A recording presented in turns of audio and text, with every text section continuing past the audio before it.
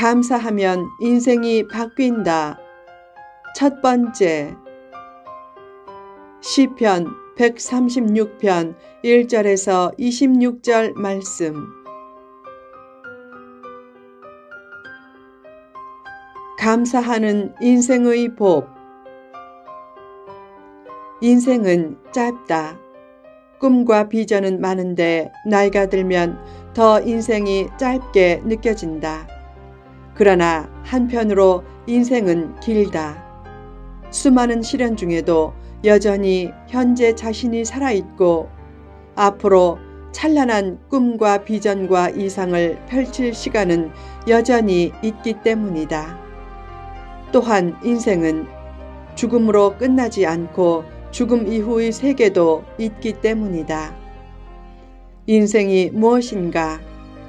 무신론 철학자 니체는 인생은 배우다 라고 했다.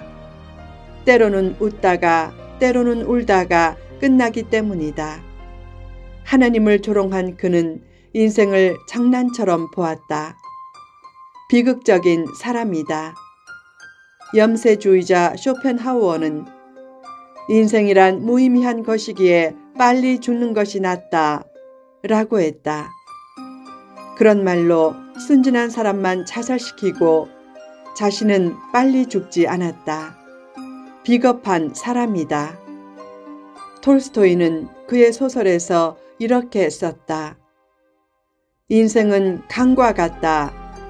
때로는 빠르고 때로는 느리며 넓은 곳도 있고 좁은 곳도 있고 때로는 맑고 때로는 흐리며 때로는 차고 때로는 따뜻하다. 그는 인생을 한 지점에서 어떤 것이라고 단정할 수는 없는 변화무쌍한 것으로 여겼다. 파스칼은 팡세에서 하나님을 모르는 인생을 이렇게 묘사했다.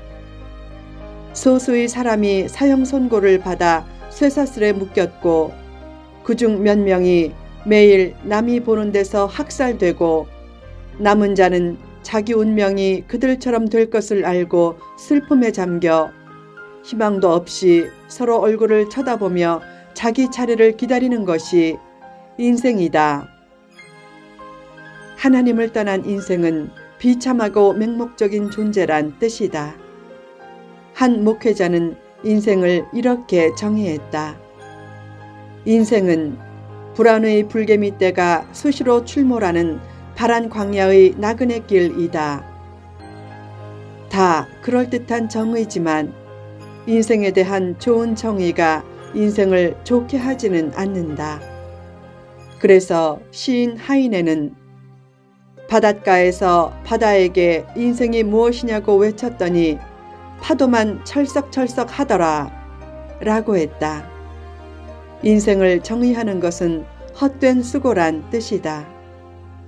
어느 날 한 처녀가 영국 문호 칼라일에게 인생이 무엇이냐고 묻자 칼라일이 대답했다.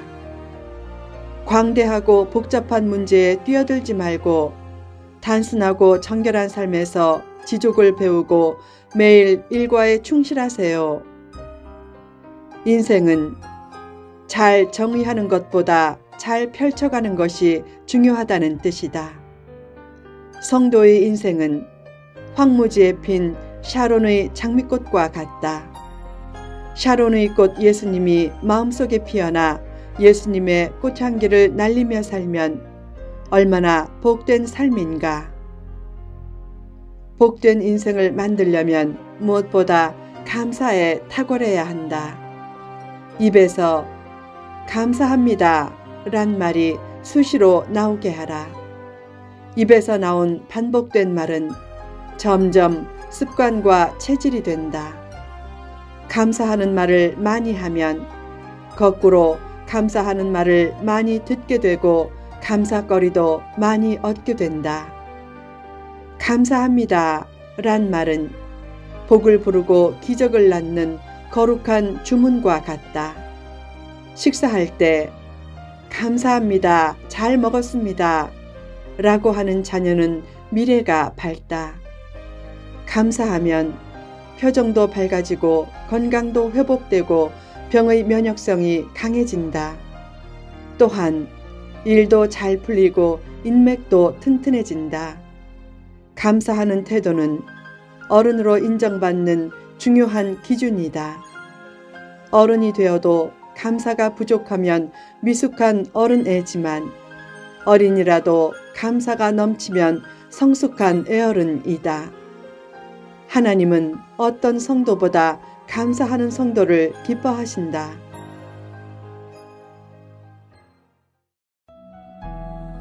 감사할 것을 찾으라.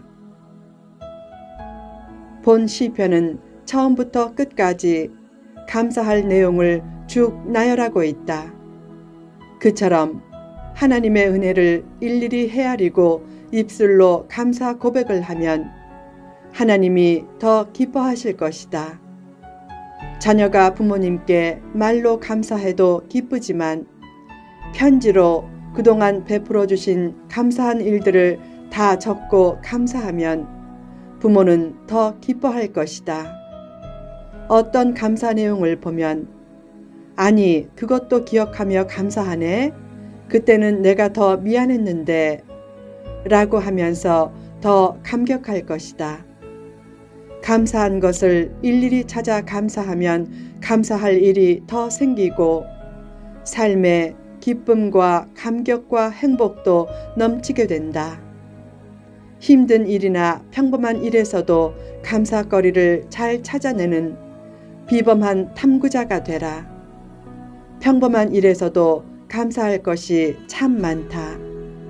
만약 별들이 1년에 딱 한 번 밤에 나타난다면 그 별들을 보면서 감격하겠지만 거의 매일 밤에 보니까 별로 감동이 없는 것이다.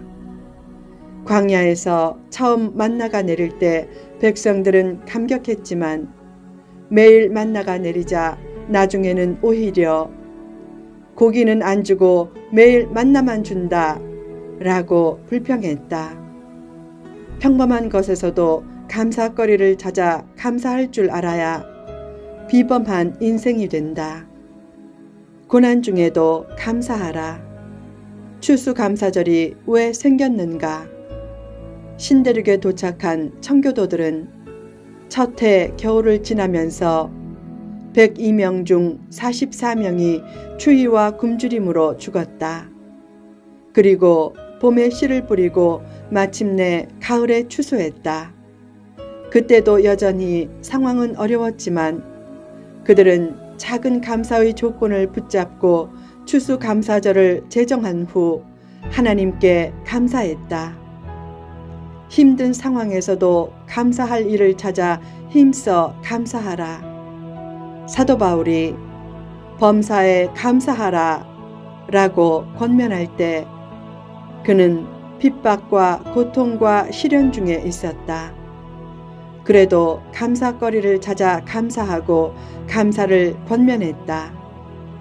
요새 많은 사람들은 눈에 보이는 것만 가지고 불평하다가 결국 불행하게 살지만 자세히 찾아보면 감사할 것이 훨씬 많다.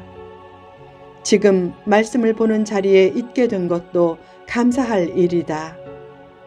하나님이 사모하는 마음도 주고 상황도 허락하셔서 볼 수 있게 된 것이다.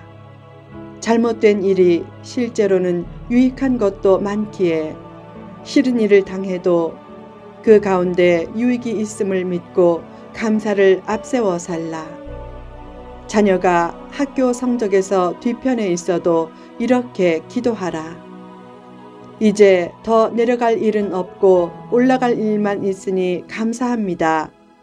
성적이 나빠도 기 안 죽고 건강하게 학교를 잘 다니게 하시니 감사합니다. 또한 성적이 나빠도 거짓말과 커닝을 하지 않고 무엇보다 교회를 잘 다니게 하시니 감사합니다. 그처럼 감사거리를 세세하게 찾아 감사하면 삶도 즐거워지고 고난을 극복할 힘도 넘치게 된다. 맑을 때 감사하는 삶은 보통 삶이지만 비 올 때 감사하는 삶은 복된 삶이다. 자녀가 먼저 천국에 가도 감사할 수 있는가? 그런 최악의 상황을 만나도 감사하겠다고 마음의 준비를 하면 하나님이 오히려 그런 시험과 시련을 더 피하게 해주실 것이다. 최악의 상황에서도 믿음이 흔들리지 않고 감사하겠다고 다짐하고 실천하는 것이 하나님을 사랑하는 최대 증거이고, 하나님을 사랑하는 자, 곧 그 뜻대로 부르심을 입은 자들에게는 모든 것이 합력해 선이 이루어질 것이다. 하나님의 선하심을 믿으라. 본 시편은 후렴에서 그 인자하심이 영원함이로다 란 찬양 구절이 매 구절 계속되기에 위대한 찬양시로 불린다. 명절에 레위인들이 각 구절의 앞부분을 선창하면 전 회중이 후렴구인 키 레올람 하스도를 제창했다. 감사는 하나님이 선하시고 그 인자하심이 영원하다는 믿음에서 출발한다. 믿음과 감사는 비례한다. 많이 가져서 감사하는 것이 아니라 많이 감사할 때 많이 가진 존재가 된다. 기쁨도 많이 가질 때보다 많이 감사할 때 더 넘치게 된다. 믿음의 눈으로 보면 감사할 것들이 많다. 특히 하나님이 어떤 분인지에 대한 믿음이 굳건해야 한다. 시인이 신들 중에 뛰어난 하나님께 감사하고 주들 중에 뛰어난 주께 감사하라고 한 것은 하나님의 위대성과 절대 주권을 강조한 표현이다. 또한 큰 기이한 일들을 행하고 지혜로 하늘을 짓고 땅을 물 위에 펴고 큰 빛들을 짓고 해로 낮을 주관하게 하고 달과 별들로 밤을 주관하게 하신 하나님께 감사하라고 했다. 천지 만물을 창조한 위대하신 하나님께 감사하면 세상의 아름다운 측면이 크게 보이고 이어서 인생의 아름다운 측면도 크게 보인다. 후편에 계속됩니다.